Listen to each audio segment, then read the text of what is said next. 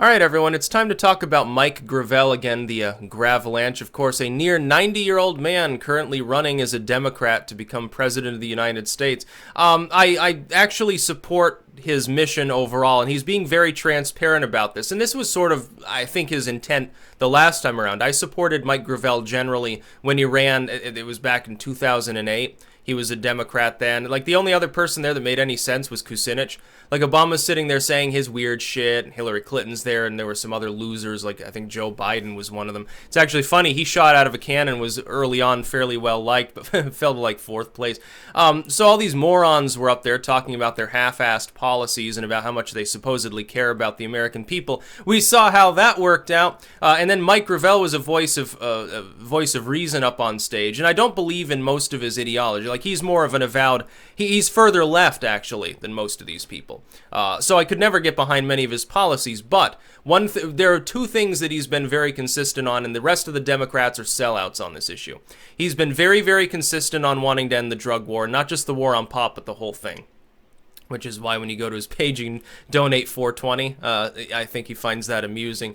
That, number one. And number two, he is extremely anti-war. I would say a third is he's very anti-censorship. The Democrats have gotten on board now with, we need corporations to crack down on what people say, and especially on the internet, like the internet needs to take more responsibility for their users and stupid shit like that. It's like totally dystopian. As far as I know, Gravel has never called for any such thing. So yeah, if getting him into the debates is his basic goal, he needs to hit that, 2 or 3%, get into the debate, because even if he only gets one question, and they might not even give him that, even if he has to butt in on other people and look brash in order to gain a little bit of response time, he would actually decimate these people. He is literally a better a dude who's questionably sane at this point, probably. He's almost 90 years old. He is still a more powerful speaker than the other people that will be on that stage. The only other person would be like Julian Castro's speaking ability. And he's just full of empty promises anyway. He's an empty suit sort of candidate too. So he's like an Obama. Or maybe Beto. Beto can be okay in his speaking when he's not, gesticulating wildly like he's having a seizure. But I mean, Mike Gravel would be able to throw all of their shitty policies in their face. I think that's his goal. He wants to get up there and shame the Democratic Party like he did before. He did it pretty well. Yeah, there was one time I remember he went and had an interview, like a streamed interview in some kid's dorm room and stuff like that.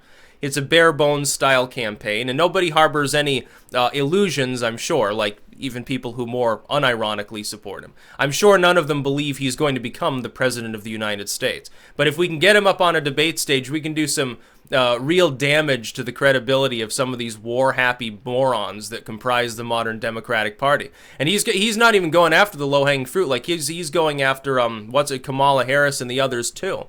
Which is, a breath of fresh air since most people don't dare. They don't want to talk about Kamala Harris. You see all sorts of news about Biden and Bernie Sanders and sometimes Elizabeth Warren. Who do they leave out? The one person that the tabloid media really wants to protect and keep above the fray because they want her to be the nominee. The Clinton fix is already in with wanting Kamala Harris. You do realize that. So the person who's currently in a distant third place is actually the one favored by the DNC insiders. They think that it'd be just a wonderful time. I think that she would lose, but that's, you gotta understand them as the corporation they are. The GOP operates the same way. I mean, let's not fucking kid ourselves. But yeah, I support Mike Gravel. I like the cut of the dude's jib. Again, I would rather respect someone who I totally disagree with, but who I think, at the very least, they have a noble intent, number one, and they're skilled and hardworking, number two. Some of these people seem to think it's a joke. I don't think that Beto wants to be the nominee. No, I think that Robert Francis, which is his real name, I think that he just wants the limelight. He wants to have been there, basically. And then he wants to go back to Texas and run for office again and try again next time. Maybe he wants to be mayor of San Antonio or something again. Maybe he wants to try against Cruz again in a few years. Regardless, I don't think he takes it seriously. And some of these others, like, Gillibrand, is she taking it fucking seriously at this point? No, she knows she's not going to be the nominee. But there's no reason to drop out. You don't want to be the first person to drop out, by the way. Don't expect anyone significant to drop out, even if they don't have a pulse until the first debate, whether they get in or not. Some of these people will not be in the first debate. And who fucking cares? Most of these people are boring. Basically, what's the debate going to boil down to? The top 3 or 4 people are going to get all the questions. Everyone else is going to get basically ignored and ridiculed. They've done this before. The Democratic Party, it's funny. It's like when they talk about, well, we need a national popular vote because the Electoral College is bad and wrong and doesn't allow people to be directly represented. But then this is the same Democratic Party that, let's not forget, during its primary process uses superdelegates. Like the Republicans, after the Ron Paul fiasco in 2012, the Republicans rewrote some of their rules, and it was very shifty, and it was very corrupt, and by the way, it bit them in the ass, and they lost. They tried to do that, and it was corrupt enough. The Democrats are way worse. They've enshrined it in their party policy. Fucking fix your own goddamn party before you can fix the United States. You're not going to fix shit. You're going to make it worse.